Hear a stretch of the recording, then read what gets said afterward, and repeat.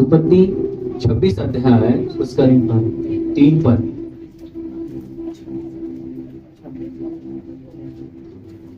तू इसी देश में रह हाँ और मैं तेरे संग रहूंगा हाँ और तेरे वंश को दूंगा, और जो शपथ मैंने तेरे पिता अब्राहम से खाई थी उसी में मैं पूरी करूंगा।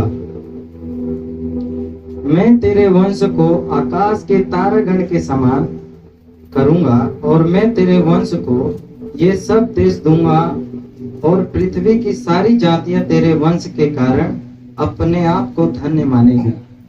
5वीं, क्योंकि अब्राहम ने मेरी मानी है, और जो मैंने उससे सौंपा था उसको, और मेरी आज्ञाओं और विधियों और व्यवस्था का पालन किया है। आमीन।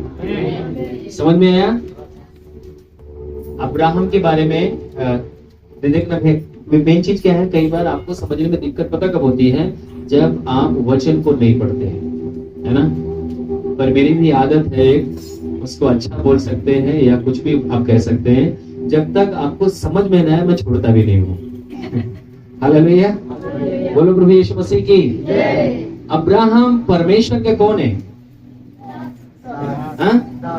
हम समझने के लिए बोल सकते हैं कि परमेश्वर पिता का ईश्वर का भक्त है ना, संत है, भक्त है, दास है।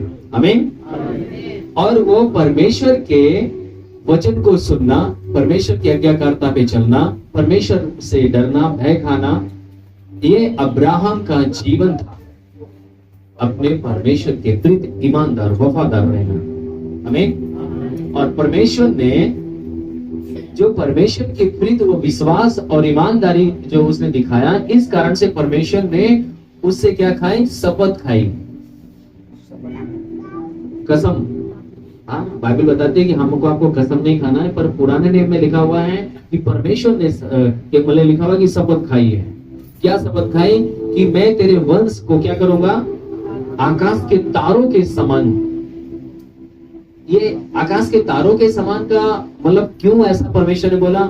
इसको हम 2 हफ्ता पहले सीखे थे कि अब्राहम 90 साल का था, 100 साल का, और उसकी वाइफ 90 साल की थी, है ना।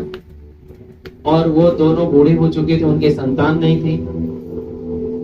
वो लोग शॉर्टकट से बच्चे को पैदा करना चाह रहे थे, है? दूसरी वाइफ के द्वारा, है ना। तो उन्होंने किया भी, पर परमेश्वर ने कहा ये तेरा निजी पुत्र ना होगा। इसी सारा के द्वारा, जो 99 या 90 साल के, इसी सारा के द्वारा तुझे एक पुत्र होगा, इसी के द्वारा तेरा वंश होगा, है ना। ऐसे परमेश्वर बताया। तो यहाँ पर अब परमेश्वर ये किससे बातचीत कर रहा है? हाँ, इसहाक से बातचीत कर रहा है, अब्राहम के लौते पुत्र के द्वारा, कि मैंने तेरे पिता से क्या खाई है? शपथ खाई है कि मैं आकाश के तारों के समान तुझे क्या दूंगा? संतान दूंगा। मैं वो परमेश्वर हूं, मैं बदलने वाला नहीं। हालेलुया। मैं बदलने वाला परमेश्वर नहीं हूं, मैं चेंज नहीं होता। मैं जो कहा वो पूरा करता हूं। आमीन। मैं अपने वचन का क्या हूं? गुलाम हूं। हालेलुया। परमेश्वर जो अपने वचन जो जिस किसी से वादा किया है उसको पूर्ण किया है, उसने पालन किया है। यहाँ पर अब्राहम ने जो परमेश्वर के प्रति ईमानदारी, वफादारी से जीवन जिया, आज्ञाकारिता का जीवन जिया, इस कारण से उसके बेटे के साथ भी परमेश्वर क्या कर रहा है? वाचा बांध रहा है। मैं बदलने वाला नहीं हूं। जिस प्रकार से तेरे पिता के साथ मैंने वाचा बांधा, वैसे ही मैं तुझे इस देश में क्या करूंगा? अधिकारी ठहराऊंगा, और तेरे वंश को भी तारों के समान। जो तेरे संतान होंगे वो भी अब्राहम के ही संतान होगा। आमीन। क्योंकि मैंने किससे वाचा बांधा है? अब्राहम से बांधा है। हालेलुया। आप समझने पा रहे हो परमेश्वर आपसे क्या कहना चाह रहा है? आपको अगर इसमें जो बाइबल को पढ़ते हैं, जो इसको मनन करते हैं, मेरे प्रिय, ये आपको समझने की जरूरत है, आपको मनन करने की जरूरत है, इस पे आपको रुकने की जरूरत है। जैसे कई बार लोग चिंगम चबाते हैं ना, कुछ रस नहीं निकलता पर चबाए जाते हैं। ऐसे जब वचन को बार बार रिपीट करते पढ़ते हैं तो हमें पता क्या है, इसमें हमें दृष्टांत मिलता है, हमें रुकने को मिलता है, विश्वास बढ़ता है इसमें। आमीन। कई बार लोगों को समझाया जाए, बताया जाता है, उनको समझ में नहीं आता। जब थोड़ा सा समझ में आता है कहते भैया थोड़ा और बताना, एक बार इस बात को सही से करना।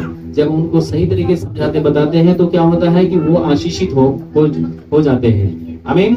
मैं चाहूंगा इसको दोबारा पढ़िएगा ताकि आपको अच्छे से समझ में आए। तो इसी देश में रह। अब यहाँ पर अब्राहम इसहाक से कहता है तो इसी देश में रहे, तो इसी देश में रह और मैं तेरे संग रहूंगा, और मैं तेरे संग भी रहूंगा। क्या करूंगा? और तुझे आशीष दूंगा। और तुझे क्या दूंगा? और ये क्या आप चाहते हो कि आपके बेटे के साथ, आपकी बेटी के साथ, आपके बच्चों के साथ आपका सर्वशक्तिमान परमेश्वर रहे?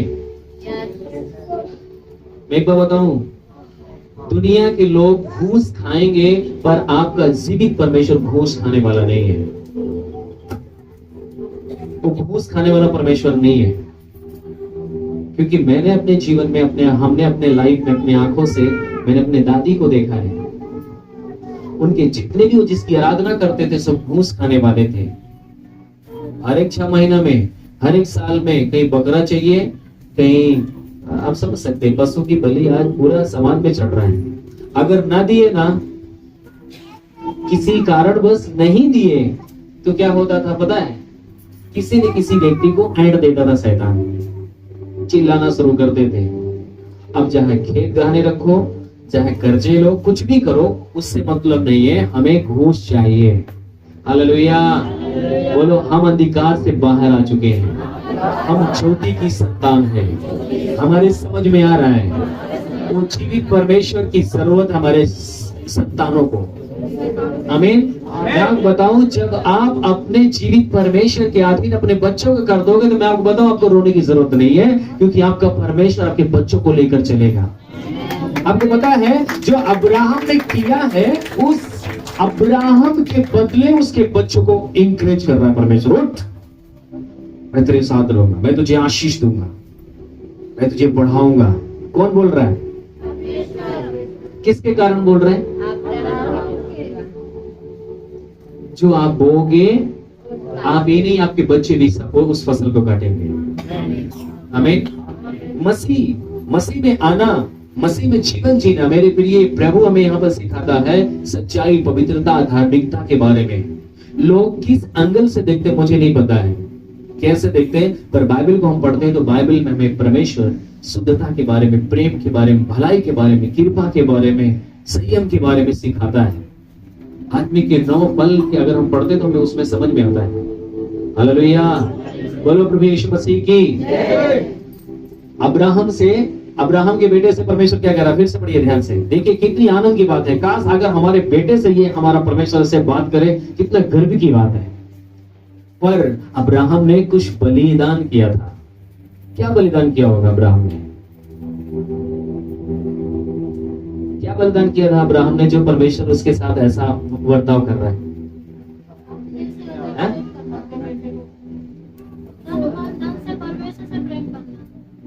परमेश्वर से प्रेम करना, बेटे को बलिदान करना। पर बेटे को उसने बलि नहीं दिया था, उसने अंगीकार किया था कि हाँ मैं लेके चल रहा हूँ। उसने उसको परमेश्वर ने उसके बेटे के बलि को ग्रहण कर लिया, पर उसने बलि नहीं किया था। हालेलुया। हम देखते हैं कि परमेश्वर के वचन के आज्ञा के अनुसार वो अपने जीवन को व्यतीत करने वाला व्यक्ति था। जो परमेश्वर उसको कहता था वो करने के लिए तैयार होता था। वो कुछ भी हो, चाहे हम बोल सकते हैं ना, कई बार हमारे जीवन में उन शब्दों को हम पालन करते हैं, उन वचनों को हम पढ़ते हैं जो हमें अच्छा लगता है, जो हमें दुख देता है, जो हमें भला नहीं लगता है, हम उसको अनसुनी करते हैं, हम उसको अस्वीकार कर देते हैं। ये मेरे लिए नहीं है, मेरे बगल वाले बैठे हैं जो ना, उनके लिए है ना। कई बार वचन चलता है हमारे विरोध में आता है, विरोध में नहीं होता है, वो हमारे लिए होता है। पर पता क्या होता है, हम जहाँ हमें हंसना नहीं चाहिए वहां पर हमें क्षमा मांगना चाहिए, हम मुस्कुराते कहते हैं मेरे लिए नहीं। हम वहां पर एहसास दिलाते हैं मेरे लिए नहीं, इसके लिए बोलने वाला। वहां पर हमें टूटना चाहिए और अंगीकार करना चाहिए कि प्रभु मुझे माफ कर, ये वचन मुझे क्यों टॉर्चर कर रहा है, क्यों मुझे दर्द दे रहा है, क्योंकि शायद मैं यहाँ पर सही नहीं हूँ। हालेलुया। पर अब्राहम के जीवन को हम लोग देख पाते हैं कि किस प्रकार से परमेश्वर की आशीष को ग्रहण करने पा रहा है। हालेलुया। मैं आपको बताऊं वो आशीष आप आज आपके ऊपर आने वाली है। आमीन। फिर से पढ़िए इसको ध्यान से। तू इसी देश में रह, हाँ, परमेश्वर कह रहा है तू इसी देश में रहेगा और मैं तेरे संग रहूंगा, और मैं तेरे साथ साथ रहूंगा, और तुझे आशीष दूंगा, और मैं तुझे ब्लेस भी करूंगा, आशीष भी दूंगा, और ये सब देश मैं तुझको और हाँ। तेरे वंश को दूंगा। ये सारे जो देश हैं, जो फलवंत है, जो आशीषित है, ये सब तुझे और तेरे किसको दूंगा? वंश, आपका जो पीढ़ी, आपका जो वंश है, मैं उसे दूंगा। और जो शपथ मैंने तेरे पिता अब्राहम से खाई थी, हाँ, जो शपथ मैंने तेरे पिता अब्राहम से खाई थी, उसे मैं पूरी करूंगा। उसे क्या करूंगा? मैं पूरी करूंगा। और मैं तेरे वंश को आकाश के तारागण के समान जी करूंगा, और मैं तेरे वंश को ये सब देश दूंगा, और हाँ। पृथ्वी की सारी जातियां तेरे वंश के कारण अपने आप को धन्य मानेंगी। जी, आगे। क्योंकि अब्राहम ने मेरी मानी, और जो मैंने उससे सौंपा था उसको, और मेरी आज्ञा और विधियों और व्यवस्था का पालन किया है। हालेलुया। परमेश्वर ने क्या बोला अब्राहम के बारे में? मैंने जो अब्राहम को क्या किया था? सौंपा था। आज्ञा तो दिया था, जो उसको सौंपा था। क्या सौंपा था? आपको कुछ सौंपा है परमेश्वर? आपको कुछ दिया है परमेश्वर? आप कुछ हैं? आपको कुछ दिया है? अफसोस हो रहा क्या? किस विषय की बातचीत कर रहा हूं मैं? अब्राहम को परमेश्वर ने कुछ दिया। क्या दिया था अब्राहम ने? मतलब परमेश्वर ने अब्राहम को, हाँ? परमेश्वर ने बोला सुनो, ये नगर, एक घर, अपने नाक कबीलों को छोड़कर तू क्या कर, दूसरे देश में चला जा। अगर आज हमको आपको परमेश्वर अपने कामों के लिए, अपने सेवा के लिए कोई काम जिम्मेदारी देता है तो हम क्या करेंगे?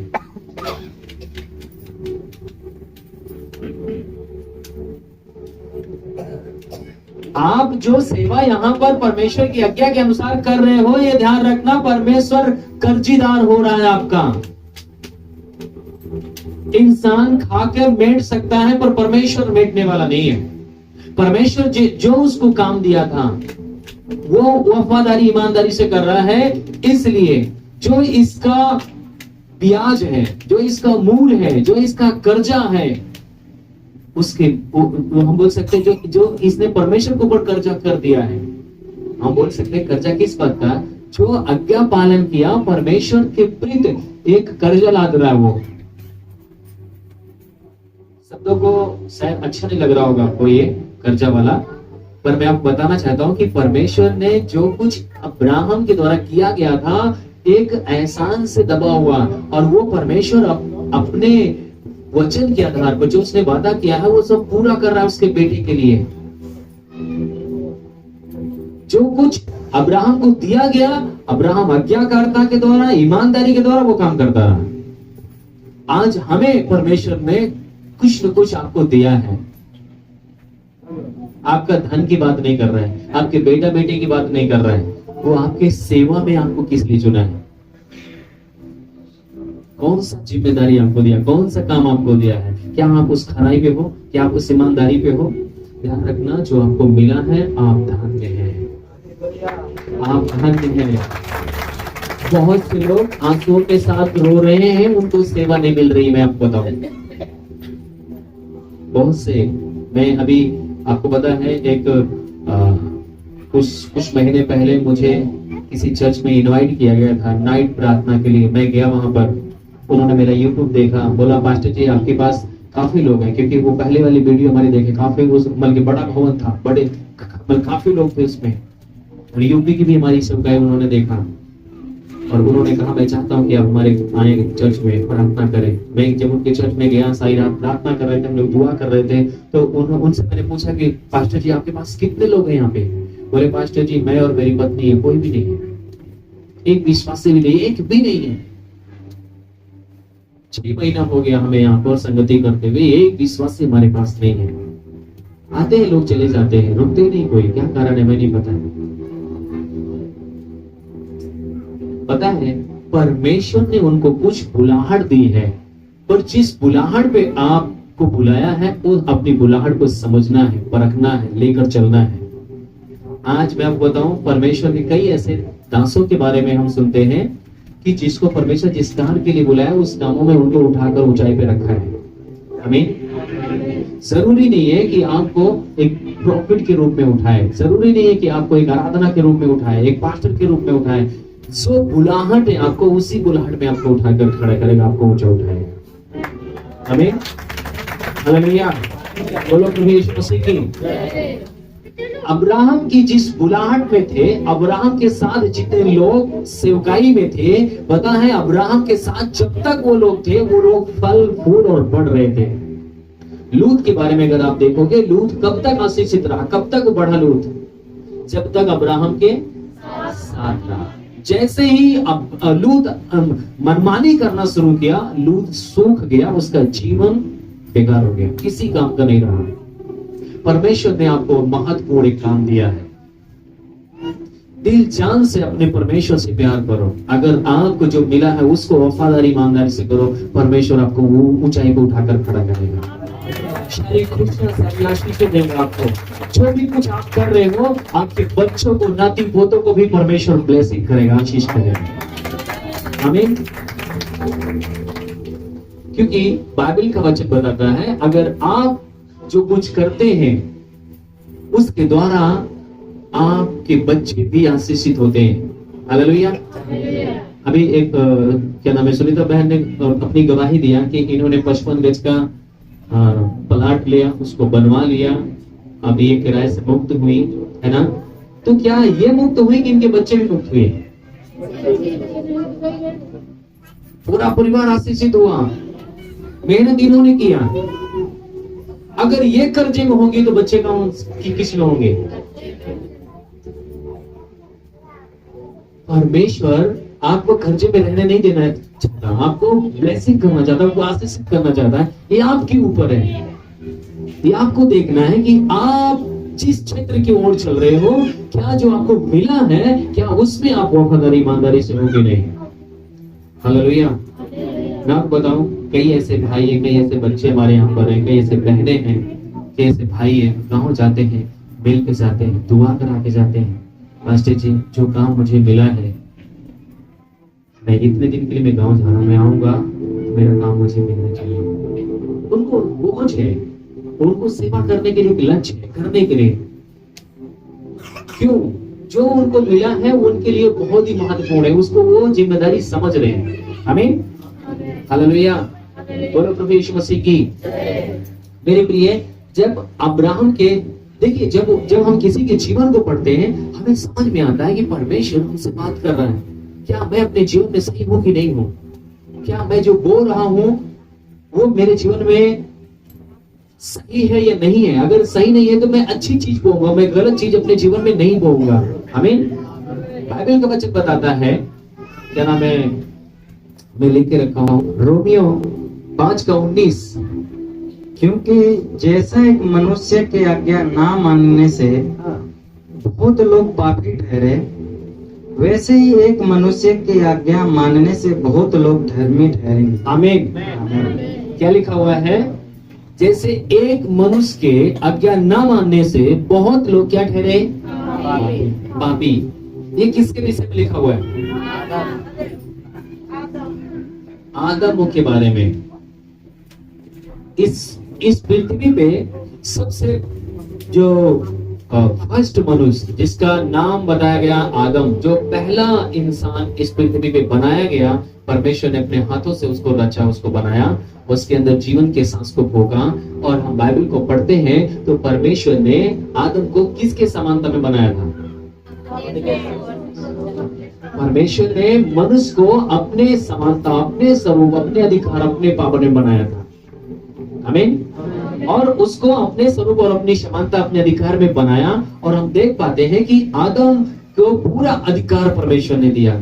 जल के नीचे, आकाश के ऊपर, आकाश के नीचे, जल के अंदर, पृथ्वी के ऊपर, जितने भी जीव जंतु हैं सभी के ऊपर परमेश्वर ने आदम को क्या दिया? अधिकार दिया, पावर दिया।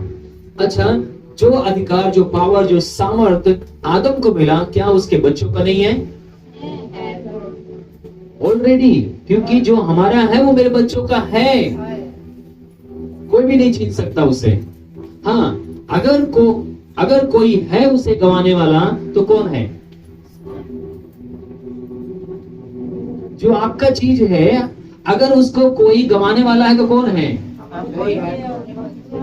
वो सिर्फ आप जिम्मेदार हैं।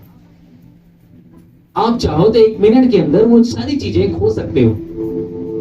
परमेश्वर ने तो उसे अधिकार दे दिया, पावर दे दिया, सामर्थ्य दे दिया, अपने स्वरूप में बना दिया और कहा कि इस वृक्ष के फल को क्या करना?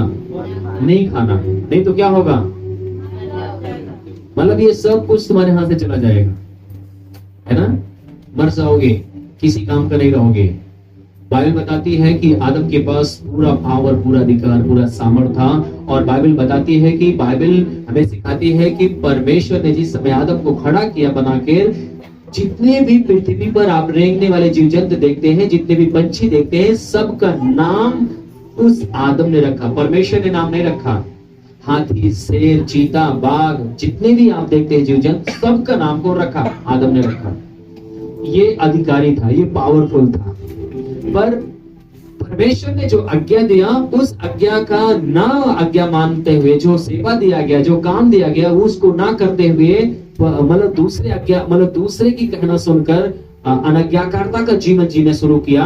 और जैसे ही उसने अनज्ञाकारिता का जीवन दिया, सब कुछ क्या हो गया? खराब हो गया। बाइबल बताती है कि परमेश्वर क्रोधित हुआ और इन लोगों को क्या किया?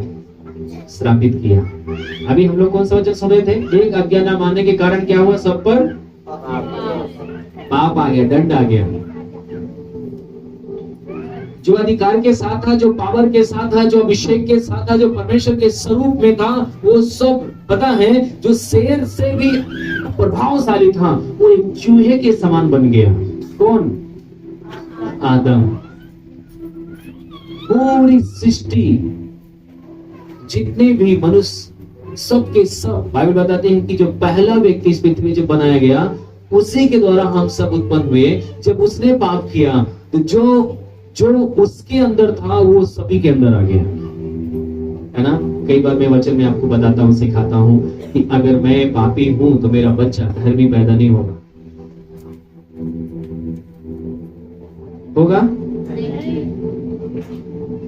हालेलुया।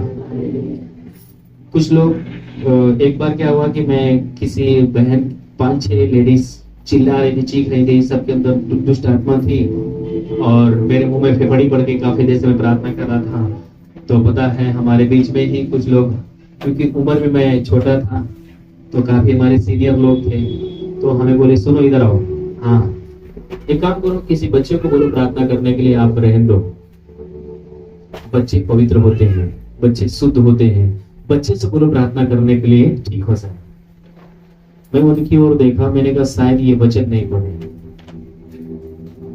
क्योंकि बाइबल बताती है सबने पाप किया है, एक भी धर्मी नहीं, सबके सब। जो आज बच्चा पैदा हो रहा है वो भी पापी है, क्योंकि वो माता पिता का ब्लड क्या है? पापी है, इसलिए वो भी हालेलुया। बोलो प्रभु यीशु मसीह की।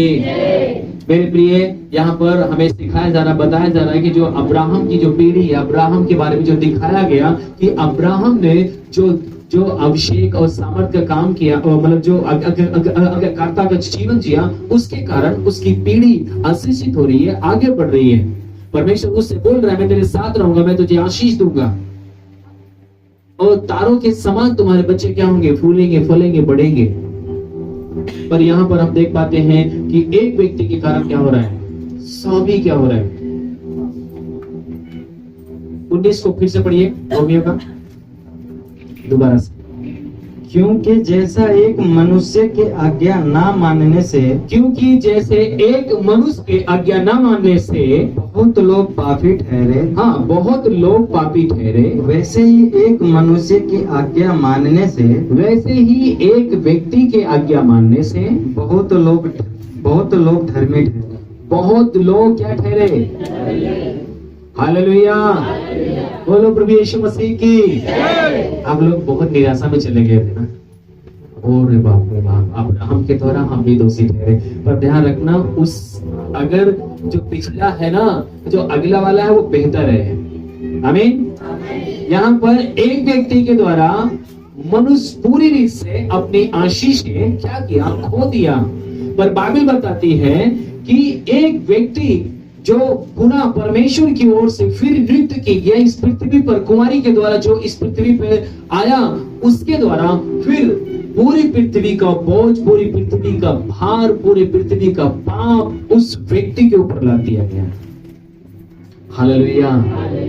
जो बोझ मेरे ऊपर था, जो बोझ आपके ऊपर था, जो बोझ आपके ऊपर था, जो बोझ आपके ऊपर था, वो सारे बोझ को प्रभु यीशु मसीह के ऊपर ला दिया गया। बाइबल बताती है एक मनुष्य के आज्ञा न मानने से पूरी पृथ्वी पर पाप आ गया, बोझ आ गया।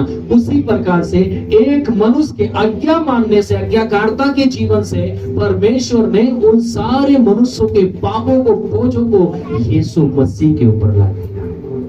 हालेलुया, बोलो प्रभु यीशु मसीह की। क्या कर दिया?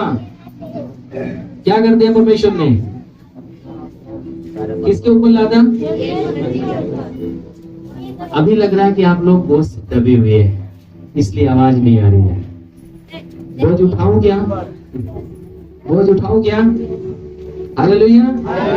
यीशु मसीह ने उठा लिया, मुझे उठाने की जरूरत नहीं है। हालेलुया, बोलो प्रभु यीशु मसीह की। प्रभु यीशु मसीह ने इफिसियों की किताब में हम लोग देखेंगे, फिलिपियों 2 अध्याय उसका 8 पद, फिलिपियों 2 का 8, पृष्ठ नंबर 272 है। और मनुष्य के रूप में प्रकट होकर, ध्यान रखना, एक मनुष्य ने क्या किया था? उसके आज्ञा न मानने के द्वारा क्या हुआ था? इस पृथ्वी पाप आया था। पर फिर से परमेश्वर क्या कह रहा है? दोबारा से क्या लिखा हुआ है? पढ़िए। और मनुष्य के रूप में प्रकट होकर अपने आप को और मनुष्यों के रूप में प्रकट होकर अपने आप को क्या किया? दीन किया। और यहाँ तक आज्ञाकारी रहा कि, यहाँ तक कि वो आज्ञाकारी रहा कि मृत्यु, हाँ, क्रूस की मृत्यु को भी सह लिया। क्रूस के मृत्यु को क्या किया उसने? क्रूस की मृत्यु क्या है?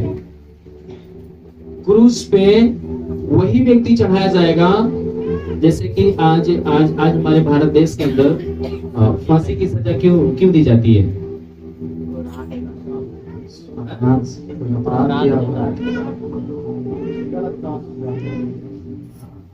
अगर जैसे कि आप देख पाते हैं कि हमारे भारत देश में एक नहीं कई ऐसा न्यूज में, पेपर में आया और कई लोगों को फांसी दी भी गई है। तो ऐसा अपराध होता है जो क्षमा करने योग्य नहीं होता है ना? उस व्यक्ति को फांसी की सजा होती है। कोर्ट कचहरी सब पूरा लड़ाई होता है, वकीलों में, जजों में, है ना, बहुत सारा बहस होता है। तब जाकर क्या होता है? उस व्यक्ति के निर्णय लिए जाते हैं कि हाँ ये व्यक्ति निर्दोष नहीं है, ये व्यक्ति कसूर है, मतलब कसूरवार है, इसको निश्चय सजा मिलनी चाहिए, है ना? चारों तरफ से मंजूरी मिलती है, फिर उस व्यक्ति को क्या किया जाता है? फांसी दी जाती है। हालेलुया।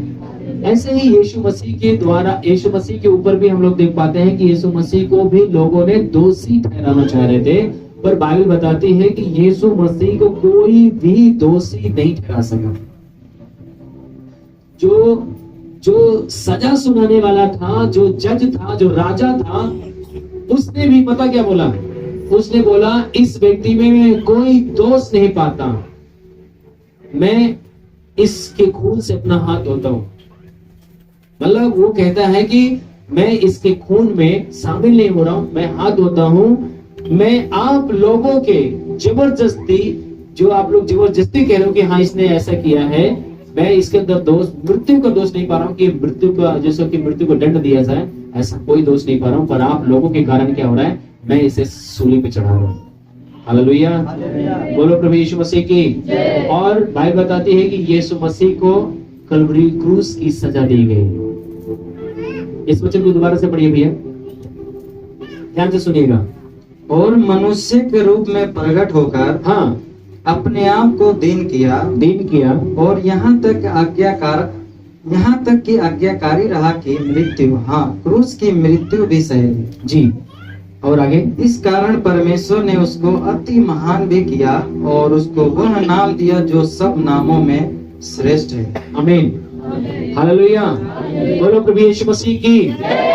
मेरे प्रिय, यहाँ पर परमेश्वर हमें इस विषय को आप ध्यान पूर्वक जब अपने जीवन में ग्रहण करेंगे तब आपको समझ में आएगा कि परमेश्वर आपसे क्या कहना चाह रहा है। वहां पर हम देख पाते हैं कि सारे मनुष्य जाति पूरी रीत से क्या हो गई, पाप और गुनाह में चली गई, बोझ और पाप में दब गई, लद गई।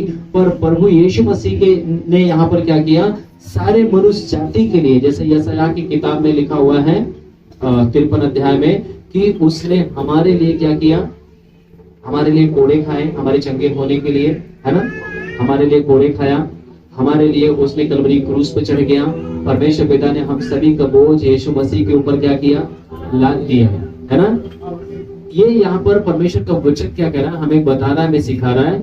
हम जब शुरू से क्या होते हैं, हम पापी होते हैं, पर यहाँ पर धर्मी होने के लिए हमको आपको क्या करना पड़ेगा, पवित्र होने के लिए हमको आपको क्या करना पड़ेगा। यीशु मसीह के बारे में तो लिखा गया कि यीशु मसीह ने हमारे और आपके लिए कलवरी क्रूस पर अपना लहू, अपना खून, अपनी जान दे दिया, हमारे और आपके लिए उसने बलि दे दिया। पर मेरे प्रिय, क्या पूरी दुनिया आज क्या पापों से छुटकारा पा चुकी है? एक सवाल है, क्या वो पापों से छुटकारा पाई है? क्या आप पापों से छुटकारा पाए हैं? क्यों नहीं पाए? कारण क्या है? क्यों आज भी हम और आप कहीं ना कहीं उलझे हुए, कहीं ना कहीं फंसे हुए, कहीं ना कहीं अपने जीवन में समस्या में पड़े हुए? कारण क्या है? बाइबल हमें बार बार, पास्टर हमें चिक के बताता है, बाइबल हमें इसमें, बाइबल में साफ साफ लिखा हुआ है कि यीशु मसीह हमारे आपके गुनाह और पाप के लिए क्या किया, कलवरी क्रूस पे चढ़ गया। यीशु मसीह ने एक जगह अपने वचन में कहा है, मत्ती रचित सुसमाचार 3 अध्याय के 15 पद में क्या कहता है, थोड़ा सा पढ़िए भैया।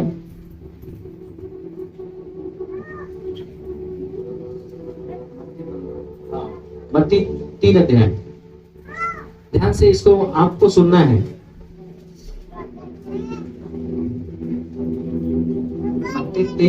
मत्ती 3 अध्याय उसका 15 पद। यीशु ने उसको ये उत्तर दिया, यीशु मसीह ने उसको ये उत्तर दिया, अब तो ऐसा ही होने दे, अब ऐसा ही होने दे, क्योंकि हमें इसी रीति से सब धार्मिकता को पूरा करना उचित है। क्या कह रहा है? अब हमें इसी रीत से सभी धार्मिकता को क्या करना है, पूरा करना क्या है, उचित है। ये किसके विषय में प्रभु यीशु मसीह बोल रहे हैं, किसके बारे में बोल रहे हैं?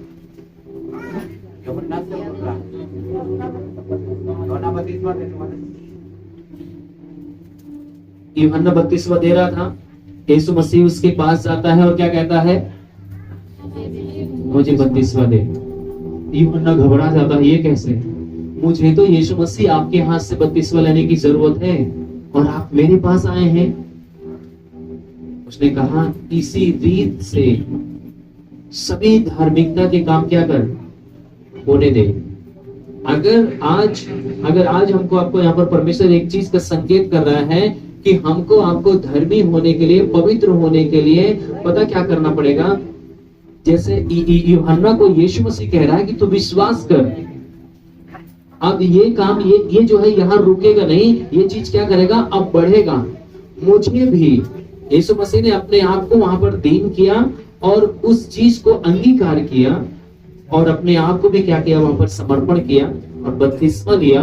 और वो अपने आप को, जैसा कि उसने वहां पर बताता है कि इसी प्रकार से जैसे आज यीशु मसीह धर्मी है, पर वहां पर वो धार्मिकता को कह रहा है कि ऐसे ही धर्मी लोग क्या करेंगे, जो पापी लोग आएंगे ऐसे ही वो धर्मी किए जाएंगे। वो अपने जीवन में ये स्वीकार करें, ये अंगीकार करें। कि मैं आज अपना जीवन क्या कर रहा हूं। बाइबल हमें सिखाती है, बाइबल हमें बताती है कि यीशु मसीह के साथ जो कोई बपतिस्मा लेता है वो यीशु मसीह के साथ क्या होता है, गाड़ा जाता है। जब पानी में से वो बाहर आता है तो क्या होता है, वो मृत्यु में से। बपतिस्मा किस चीज का दर्शाया गया है, बपतिस्मा क्या दर्शाया गया है,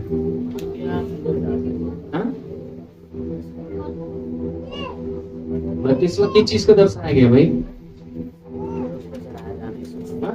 बोल रहा, जोर से बोलो। यीशु मसीह के साथ क्रूस पर चढ़ाया जाना।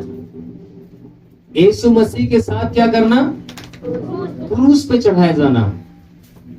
ये बातें हो सकता है आपको समझ में क्यों नहीं आ रही होगी, कुछ लोग जो नए हैं क्योंकि वो वचन को नहीं पढ़े, पर मैं आपको वो चीज को थोड़ा सा बिल्कुल आसानी से समझाना चाहता हूँ, बताना चाहता हूँ कि जो यहाँ पर यीशु मसीह बताना चाहता है।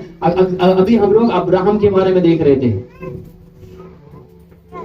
और क्या नाम है, आदम के बारे में देख रहे थे। लास्ट में हम यीशु मसीह के पास आए हैं क्योंकि अब्राहम ने जो किया उसके द्वारा, अब्राहम के पवित्रता के द्वारा, अब्राहम के आज्ञाकारिता के द्वारा उसके बच्चे धर्मी ठहरे, उसके बच्चे आशीषित हुए, उसके बच्चे फूले फले। प्रभु यीशु मसीह यहाँ पर बताना चाहता है कि जो मैंने आज्ञाकारिता का जीवन जिया, मैंने जो पवित्रता का जीवन दिया, मैंने जो अपना लहू बहाया, मैंने जो तुम्हारे लिए जान दिया, मेरे द्वारा तुम सब जो मेरी आज्ञा का पालन करते हो सब के सब एक एक जन क्या होंगे, धर्मी ठहरेंगे, एक एक जन जीवन को प्राप्त करेंगे। जब अब्राहम की आज्ञाकारिता के द्वारा अब्राहम को जो सेवा सौंपी गई उसके द्वारा जब उसके बच्चे, उसके वंश आशीष पा रहे हैं, तो मैंने तो अपनी जान, अपना लहू बहाया, मेरे द्वारा तुम जीवन क्यों नहीं प्राप्त करोगे, मेरे द्वारा तुम छुटकारा क्यों नहीं पाओगे, मेरे द्वारा तुम आशीष क्यों नहीं पाओगे। तुम्हें ये चीज अपने जीवन में क्या करना है, उसको ग्रहण करना है। परमेश्वर ने अब्राहम के इसहाक से क्यों बातचीत कर रहा है, क्योंकि अब्राहम का जो संतान है इसहाक, वो परमेश्वर के वचन के आधार पर जीवन जी रहा है, परमेश्वर के साथ वो कनेक्ट है। परमेश्वर तभी उसके साथ बातचीत कर सकता है। आज जो यीशु मसीह की जो संतान है, यीशु मसीह के द्वारा जो आज्ञाकारिता में जो जीवन जीना चाहिए, जो मतलब जीता है, मेरे प्रिय परमेश्वर उससे बातचीत करता है कि जैसे अब्राहम से परमेश्वर ने बातचीत किया, वैसे आज हमसे आपसे बातचीत करना चाहता है।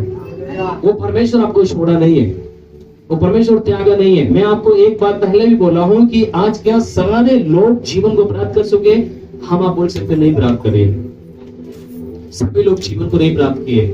अब्राहम के बेटे से, इसहाक से परमेश्वर क्यों बातचीत कर रहा है, क्योंकि अब्राहम के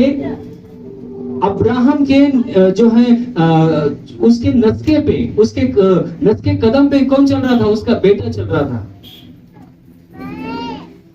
आज हम आप यीशु मसीह के नस्के कदम पे चलने की जरूरत। परमेश्वर कहना चाहता है जब हम आप यीशु के कहे हुए वचन के अनुसार जब हम आप जीवन जीना शुरू करते हैं, जैसे अब्राहम के बेटे के साथ परमेश्वर ने बातचीत किया और उसे आशीष दिया, उसके साथ रहा। परमेश्वर आज हमसे आपसे कहना चाहता है, मैं तुम्हारे साथ रहूंगा, मैं तुम्हें ब्लेस करूंगा। क्योंकि अब्राहम के बेटे के लिए बलि नहीं चढ़ाई गई थी, वो आज्ञा, वो व्यवस्था को पूरा किए थे, पर हमारे और आपके लिए बलि चढ़ाई गई, हमारे आपके लिए लहू बहाया गया, हमारे आपके लिए खून बहाया गया है। प्रभु यीशु मसीह बोला कि तुम्हें धार्मिकता के लिए क्या करना पड़ेगा, अब ऐसा ही करना पड़ेगा। हर एक व्यक्ति को, हर एक पापी को, हर एक गुनहगार को प्रभु यीशु मसीह ने यहाँ पर कहा, क्या लिखा हुआ, मैं आपके लिए दोबारा पढ़ना चाहता हूँ। यीशु ने उसको यह उत्तर दिया, अब तो ऐसा ही होने दे, क्योंकि हमें इसी रीत से सब धार्मिकता को पूरा करना उचित है। क्योंकि प्रभु यीशु मसीह इस पृथ्वी पर इसलिए नहीं आया कि आप सिर्फ चंगे हो जाएं। यीशु मसीह इसलिए नहीं आया कि सिर्फ आप अच्छे हो जाएं। यीशु मसीह किस लिए आया इस पृथ्वी पे? प्रभु यीशु मसीह अपने शब्दों में साफ साफ बोल रहा है कि धार्मिकता को पूरा, मतलब कि अब तुम्हें हमारे और आपके लिए वो धर्मी बनाने के लिए, पवित्रता में जीवन जीने के लिए, पवित्र करने के लिए हमें आपको वो जीवन जीने के लिए, कौन सा जीवन जो आदम ने क्या किया था, खो दिया था, जो आदम ने अपने जीवन को वहां पर समाप्त कर दिया था। ऐसा बाइबल बताती है कि परमेश्वर ने कहा उस फल को खाएगा तो क्या होगा, मतलब उसने जीवन क्या किया, खो दिया। यीशु तुम्हें जीवन देने के लिए आया। यीशु को तुम्हें समझने की जरूरत है, यीशु को तुम्हें अपने अंदर स्वीकार करने की जरूरत है, यीशु को तुम्हें अपने अंदर उसको ग्रहण करने की जरूरत है, तभी उस जीवन को आप लोगों तक दे सकते हैं। वो जीवन आपके अंदर है, वो यीशु मसीह ने वो जीवन आपके जीवन में दे, आपके लिए वो जीवन उसने दिया है। आपको उसके जीवन को ग्रहण करने की जरूरत है। हालेलुया, बोलो प्रभु यीशु मसीह की। हमें पुराने नियम में, नए नियम में हम जहां भी कहीं देखते हैं तो प्रभु यीशु मसीह के बारे में पूरी रीति से क्या है, साफ साफ एक एक शब्दों में, एक एक वचन में क्या है, लिखा गया है। एक एक शब्दों को हमें बताया गया, सिखाया गया। प्रभु यीशु मसीह ने जब इस पृथ्वी पर आए, हम देख पाते हैं कि जब प्रभु यीशु मसीह किसी के लिए कोई लहू नहीं बहाया था, सिर्फ चंगाई छुटकारा दे रहे थे, किसी को धर्मी नहीं बनाए थे, उस समय हम देख पाते हैं कि शैतान उनको भी, उनके जीवन, उनके अंदर से भी वो जीवन को छीनना चाहता था, उनसे भी वो हासिल करना चाहता था। जो उनको काम सौंपा गया था उस काम से उनको भटकाना चाहता था। कितने लोग पढ़ा है लूका रचित सुसमाचार 4 अध्याय, शैतान ने कितना प्रयास किया यीशु मसीह को उनके मार्ग से भटकाने के लिए। मैं आपको बताऊं, आपकी सफलता आपके हाथ में है, आपकी आशीष आपके हाथ में है, आपकी उन्नति आपके हाथ में है। सिर्फ क्या है, एक व्यक्ति समझ जाता है और दूसरा व्यक्ति कंफ्यूजन है, वो हो क्या रहा है, मेरे समझ में नहीं आ रहा है। हालेलुया, बोलो प्रभु यीशु मसीह की। एक बार मैं दोबारा आपको रिपीट करना चाहूंगा। मैं आपके लिए प्रार्थना करूंगा, क्योंकि मैं ज्यादा लंबा वचन नहीं लूंगा, यहाँ पर मैं समाप्त करना चाहूंगा। शुरू में हमने आपने देखा कि परमेश्वर पिता ने अब्राहम के बेटे से क्या किया, बातचीत किया कि मैंने तेरे पिता से क्या किया है, वादा किया है, और उस वाचे को मैं क्या करूंगा, पूरा करूंगा। और परमेश्वर आज वो पूरा किया है। हम बाइबल को पढ़ते हैं तो परमेश्वर में इसके विषय बताता है। और जब आदम और हवा के द्वारा जब हम आप देखते हैं कि पूरे मनुष्य में पाप की प्रभुता, पाप का सामर्थ्य, पाप की प्रभुता, मैं आपको बताऊं, यहाँ पर अभी कोई नौटंकी होती, कोई पिक्चर होती, किसी को नींद नहीं आती। शैतान होशियार है, आप समझ ना पाओ, आपको नींद में लेके जाता है, परमेश्वर के वचन को चुराता है। कहीं ऐसा ना हो कि आप चंगाई पा जाओ, कहीं ऐसा ना हो कि आप छुटकारा पा जाओ, कहीं ऐसा ना हो कि आप जीवन पा जाओ। बाइबल का वचन हमें बताता है कि शैतान क्या करता है, जो आपके विवेक में, आपके ज्ञान में थोड़ा से भी आया है, वो जैसे पंछी दाने को चुराता है, दाने को चुनता है, वैसे आपके अंदर से वचन को चुराना चाहता है। हालेलुया। आज का जो वचन है ना, आपके जीवन को बदल देगा। आपको ग्रहण करने की बात है। अब्राहम का जो बेटा है वो परमेश्वर अपने पिता के साथ चल रहा था, और अब्राहम की आज्ञा, मतलब अब्राहम जिस प्रकार से चला वैसे ही उसका बेटा इसहाक चला, और देख पाते कि परमेश्वर उसके साथ चला और उसे आशीष दे रहा है, उसे ब्लेस कर रहा है। आज यीशु मसीह ने, जब हम देख पाते हैं कि यीशु मसीह ने हमारे और आपके लिए, यहाँ पर लिखा हुआ है कि यीशु मसीह ने क्या किया, वो हमारे और आपके लिए कलवरी क्रूस पे चढ़ा, ताकि हम और आप क्या हो जाएं, धर्मी हो जाएं, हम आप पवित्र हो जाएं। और बाइबल बताती है कि यीशु मसीह ने शुरुआत में ही बोला, सारे धार्मिकता का काम आप ऐसा ही होने दे, क्योंकि जो भी कोई इस, जो मैंने आज शुरुआत कर रहा हूं, जो कोई इसे ग्रहण करेगा, वो पता क्या होगा, फिर से उस परमेश्वर पिता के समानता में बदल जाएगा। परमेश्वर पिता के जैसे आदम हवा और अधिकार और पावर में चल रहे थे, वैसे ही वो व्यक्ति क्या होगा, अधिकार में चलेगा। आप जितने भी लोग बैठे हुए हैं, बताओ, सिर्फ अपने आंखों को बंद करें और एक चीज रिसीव करें कि प्रभु, आज मैं विश्वास करता हूं कि आपने मेरे गुनाह और मेरे पाप के लिए कलवरी क्रूस पर आपने जान दे दिया। मैं विश्वास करता हूं आपने मेरे लिए एक कीमत चुकाई है। मैं परमेश्वर के स्वरूप में रचा गया हूं, मैं परमेश्वर की समानता में बनाया गया हूं। ध्यान रखना, यीशु मसीह ने एक बात बोला है, जिस प्रकार से पिता परमेश्वर ने मुझे इस पृथ्वी पे भेजा है, यीशु मसीह आपको एक शब्द कहते हैं कि वैसे ही मैं तुम्हें भेजता हूं। जो अधिकार, जो पावर मुझे मिला है, वही अधिकार, वही पावर, वही सामर्थ आपको परमेश्वर देता है। आमीन, हालेलुया। आपके सामने कोई भी ऐसी सामर्थ, कोई भी ऐसी ताकत आपके ऊपर राज नहीं कर सकती। बोलो, राज नहीं कर सकता। क्या आप थोड़ा से आपको एक जगह और लेके जाना चाहता हूं। एक प्रधानमंत्री का लड़का है। कौन है? प्रधानमंत्री का लड़का। कुछ गली के बच्चे हैं, मोहल्ले के नॉर्मल लोग। प्रधानमंत्री का लड़का और नॉर्मल गली के बच्चे, क्या ये दोनों साथ खेल सकते हैं? क्या एक साथ बैठेंगे? क्यों? क्योंकि वो अधिकारी है, उसके पास कुछ अधिकार है। वो अपने बेटे का, अपने पिता का कुछ उसके अंदर प्रभुता है, एक अधिकारी है। वो साधारण नहीं है, वो साधारण नहीं है। वो अपने अधिकार को जानता है, अपने पावर को जानता है, अपनी सामर्थ को जानता है। ऐसे ही मेरे प्रिय, जब हम और आप अपने परमेश्वर को, अपने प्रभु को जब हम आप ग्रहण करते हैं, ध्यान रखना कि आप साधारण नहीं होते, आप असाधारण हो जाते हैं। मुझे थोड़ा सा मैं बताऊंगा, थोड़ा बच्चों को शांत करें, थोड़ा सा मैं आपको उत्साहित करना चाहता हूँ, इंकरेज करना चाहता हूँ। मैं आपके लिए प्रार्थना कर रहा हूँ। जब आप खुद स्वयं जब यहाँ पर आए थे या कहीं पर भी आप प्रभु के पास गए थे, तो आप किस स्थिति में गए थे? थोड़ा से एक पल के लिए याद करें, किस स्थिति, किस हालात में आप गए थे? हो सकता है कि आप बीमार रहे हो सकता है कि आप दुष्ट आत्मा से पीड़ित रहे हो सकता है कि आप कुछ अपने दर्द, अपनी मुसीबत को लेके गए हो। पर आज इस समय आप कैसे हो? क्या आप दुष्ट आत्मा को निकालते हो? कितने लोग दुष्ट आत्मा को निकालते हैं? दुष्ट आत्मा को निकालने का मतलब समझ रहे? भूत निकालते हो ना आप? हाँ, जो लोग पहली बार आए वो भी ऐसे कर देते हैं, चटनी के साथ समोसा फ्री है।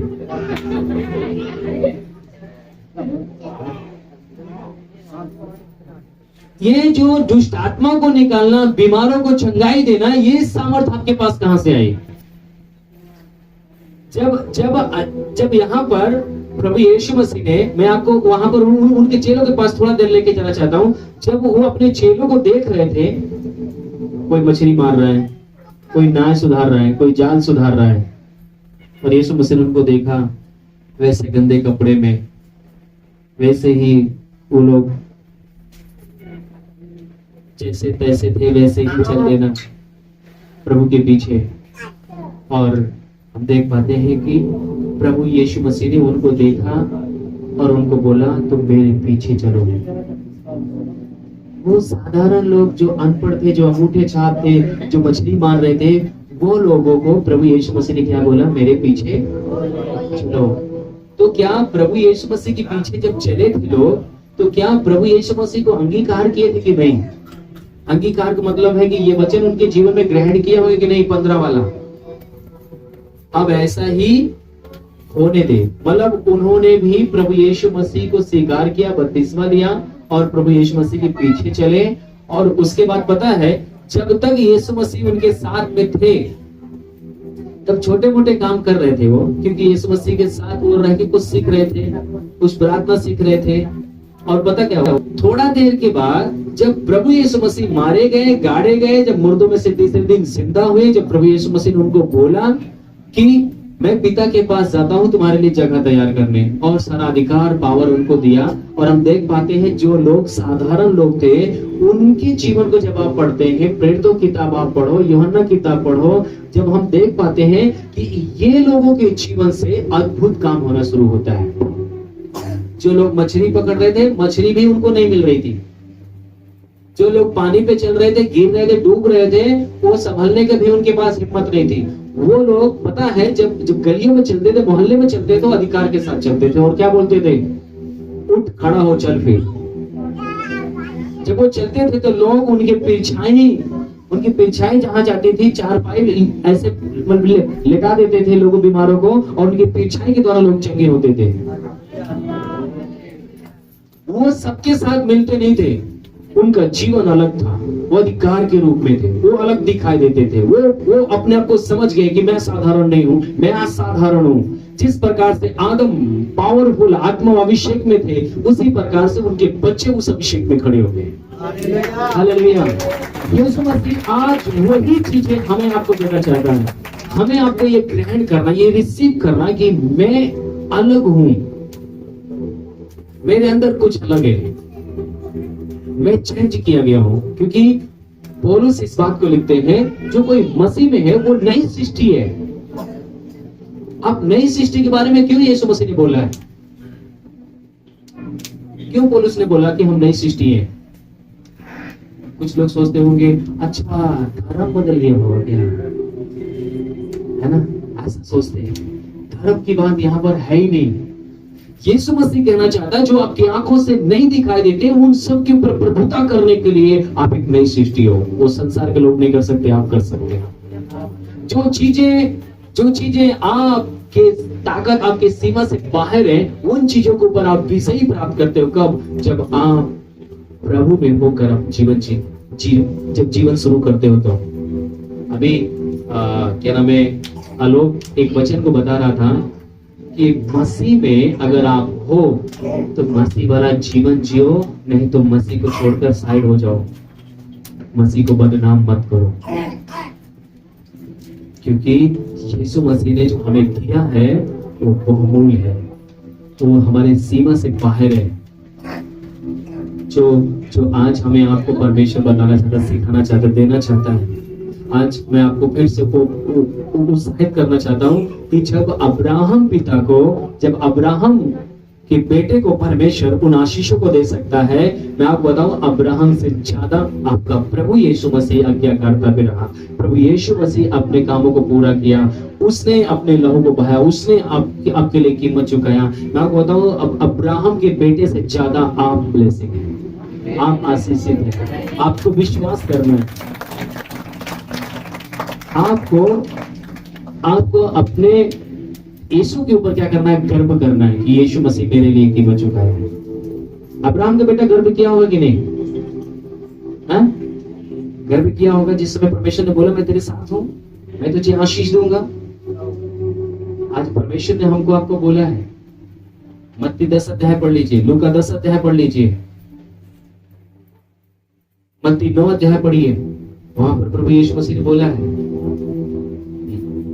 क्या नाम है मरको लूका रचित सुसमाचार 10 अध्याय उसके 17 पद से लेकर 20 पद तक पढ़िए। वहां पर प्रभु यीशु मसीह ने हमें वो अधिकार, वो पावर दिया, वो समर्थ दिया है।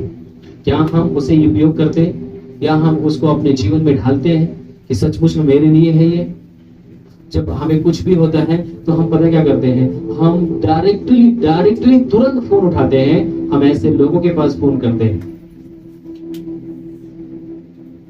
जो प्रार्थना करने वाले हो या हमारे पास्टर हो, हम उनके पास फोन करेंगे, उनसे हम प्रार्थना लेंगे, चंगाई पाएंगे, छुटकारा पाएंगे, हम गवाही बताते हैं। पर प्रभु ने आपको भी वो सामर्थ दिया है, प्रभु ने वो अधिकार आपको भी दिया है। आप उसको उपयोग करो, आप उसे ग्रहण करो। मैं इस योग्य हूँ, हम भी यीशु की संतान है, हम भी उसके बेटा और बेटी है।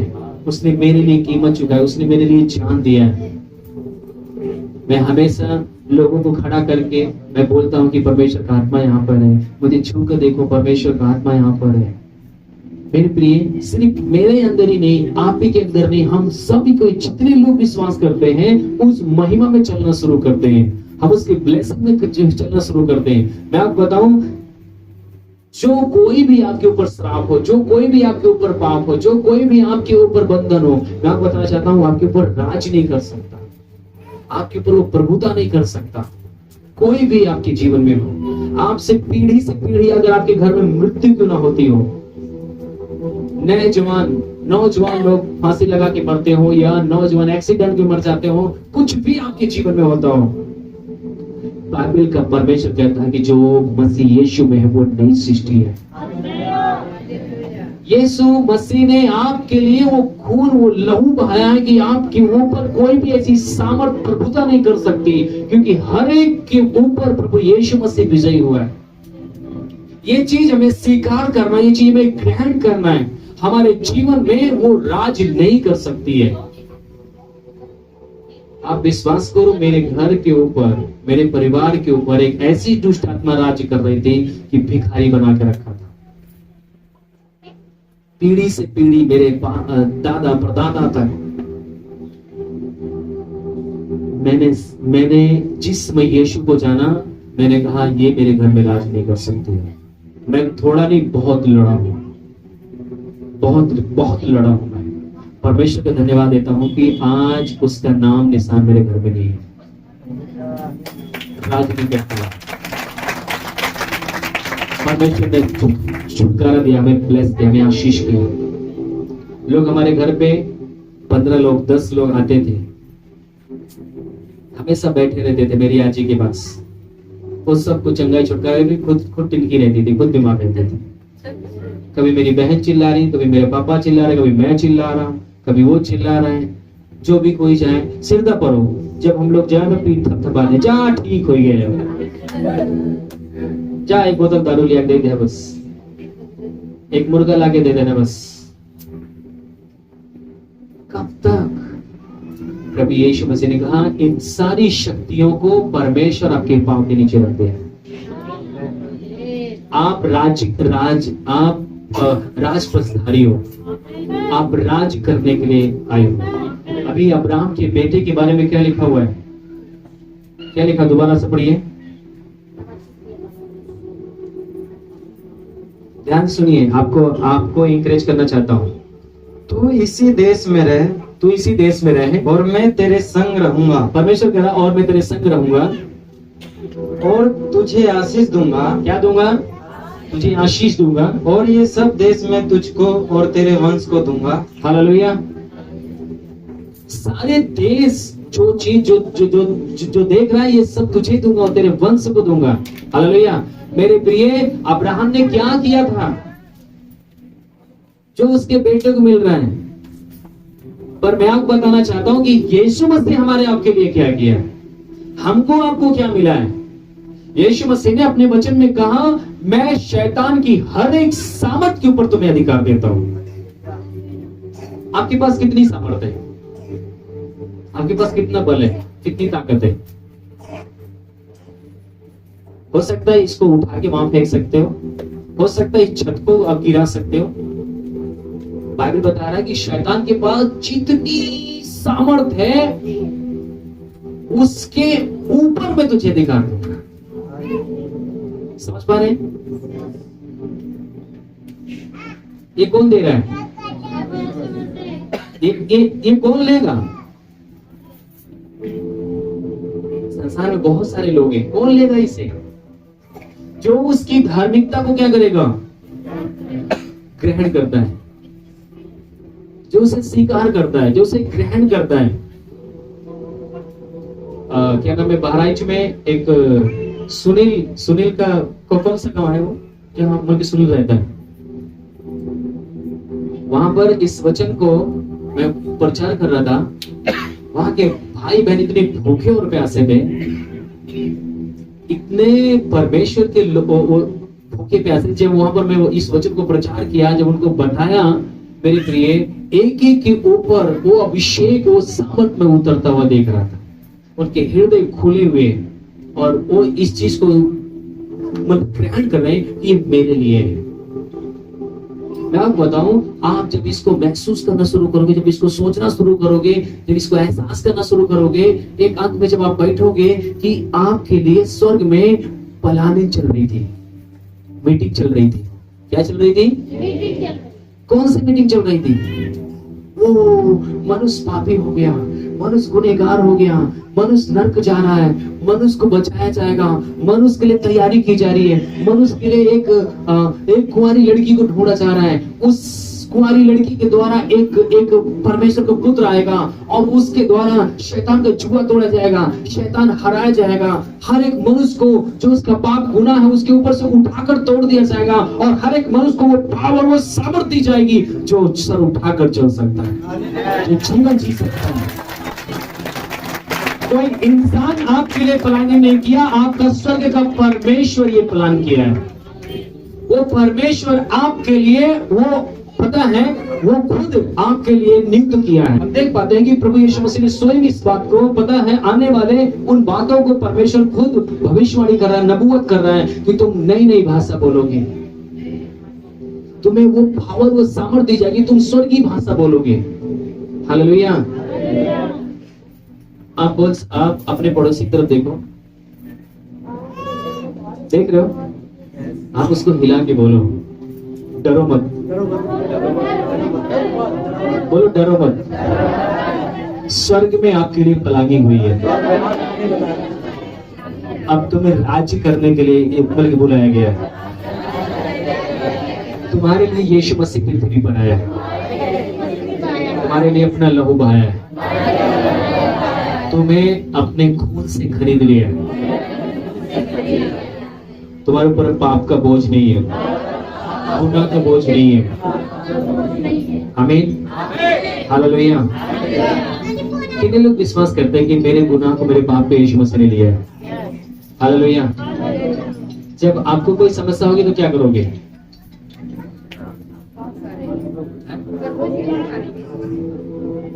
यीशु नहीं आएगा, यीशु नहीं आएगा।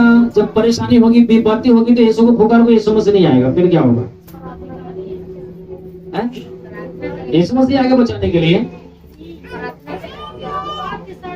हमें अधिकार दिया है। क्या दिया है? हमें पावर मिला हुआ है। आपका पापा आपको जमीन लिखकर चला गया, जमीन आपको दे दिया और वो चले गए प्रभु के पास। अब कोई उस जमीन को कब्जा करने के लिए, तो क्या करोगे आप? मेरे पापा जल्दी आओ, जल्दी आओ, जमीन कोई ले रहा है, जल्दी आओ, ऐसे करोगे? अरे भैया मेरे नाम है, मेरे पिताजी ने खरीदा था, अधिकार है मेरे पास, पावर है आपके पास। आमीन। आपके पास पावर है, आपके पास वो चीज है।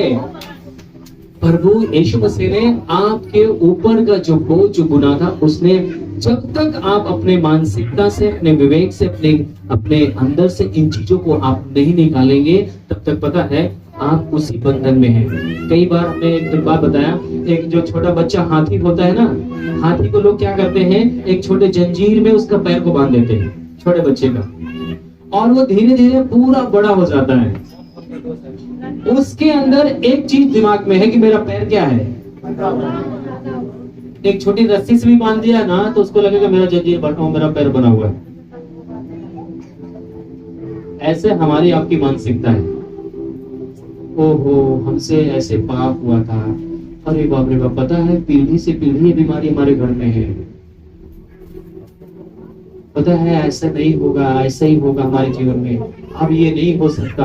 पर प्रभु यीशु मसीह हमको, आपको बोलना चाहता है, बताना चाहता है कि इन सारी शक्तियों के ऊपर, इन सारी जो भी भरमाने वाली हस्तियां हैं, जो शक्तियां हैं, इन सब के ऊपर परमेश्वर ने हमें वो पावर, वो सामर्थ दिया कि इनको क्या करना, झटक देना है।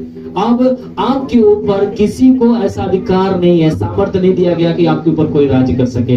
इसीलिए बाइबल बताती है कि जो मसीह में है वो नई सृष्टि है, पुरानी रीति बीत गई, पुरानी बातें सारी बीत गई, आप एक नई सृष्टि हो, आप एक अलग हो, आप एक नए हो।